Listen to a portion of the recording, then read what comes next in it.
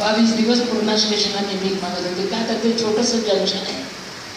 तिथे सकाळी भिजल्यावर डाळीचे वडे तयार व्हायचे, इतका सुगंध सुटलेला असायचा, खूप खवळायची, पण पैसेच नसायचे. 2 महिने अगोदर पूर्णा स्टेशनने आणि गावाने माझा सत्कार केला, माईने भीक मागितली म्हणून. त्यावेळेस मला पोलीसवाले पण बसू देत नव्हते. ते बाई उधर जाओ इधर जाओ.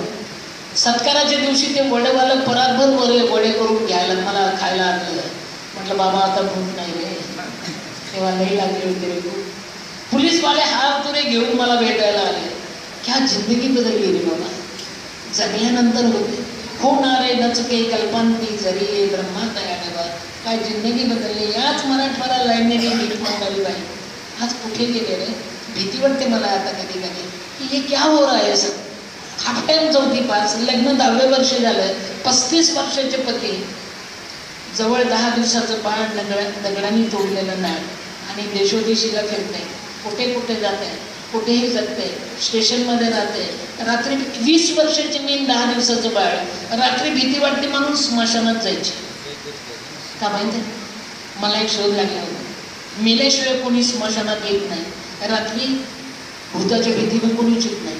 आणि मला कोणी पाहिलं नाही ते बोंबलतच पडायचं, भूत भूत म्हणून. अरे जिंदाबाद अपना बाप का माल समशान. काय त्यावेळेचे मशानं भयानक होते रे. आताचे मशानं लई पॉश झाले बाबा. परवाला कराडला माझ्या हस्ते मशानाचं उद्घाटन केलं.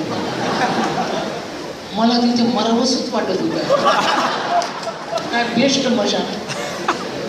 टीव्ही लावला मशानं. काय जिंदगी बदलली बाबा ने. स्मशानात राहणारे मी. देव आहे बेटा, विश्वास ठेवा. आणि मराठवाडा देवगोळा आहे, आईच्या काळजाचा आहे बाळा. म्हणून मराठवाड्याशी समोर बोलते मी. विश्वास ठेवा बेटा, कुठली तरी एक अज्ञान शक्ती आहे रे. मी काय करायची माहिती आहे का, मी जगले तुम्ही जगा. मी दिवसभर भीक मागायची. गाणं देवाचं म्हटलं की मला खाणं मिळायचं, आणि खाणं मिळालं की मी स्टेशनवर जायची. मला गरज नव्हतं. 20 वर्षाची मुलगी भीक मागणारी, डोक्यावरचं पातळ फाटलेलं, वर किनार, खाली पातळ, मध्ये टपुरं उघडं, तिला कोणी इज्जत देईल. मी दिवसभर भीक मागायची रेल्वेत. माझा 1 नंबर शत्रू रेल्वेचं टिशीट. त्याने मला दररोज विचारायचं, पकडायचं, ए बाई तिकीट नाही, तिकीट विदाऊट तिकीट. हा बाबा उतरो नीचे, उतरो नीचे. उतरो तो उतरो, दुसरीकडे विदाऊट जिंदाबाद, विदाऊट तिकीट. म्हणून एक लक्षात घ्या, मी दिवसभर गाणं म्हणायची, खाणं मिळायचं, कारण बाळ होतं छोटंसं, लोकांना जीव यायची. आणि ते खाणं घेऊन मी स्टेशनवर जायचे आणि सगळ्या भिकाऱ्यांना घेऊन मी खायचे. आता लोक मला म्हणतात, माई एवढं सगळं कधी उभं झालं. बेगेसाहेब येऊन गेले माझ्याकडे, लेकरांना भेटून गेले. माझ्या आश्रमाचा कप्पा आणि कप्पा या लेकरांनी बघितला. लक्षात घ्या, तळमळतो रात्रंदिवस माझ्यासाठी. का पाहिले, अनुभव हेच खात्री. मला म्हटलंय मी त्यावेळेस काय सांगत मी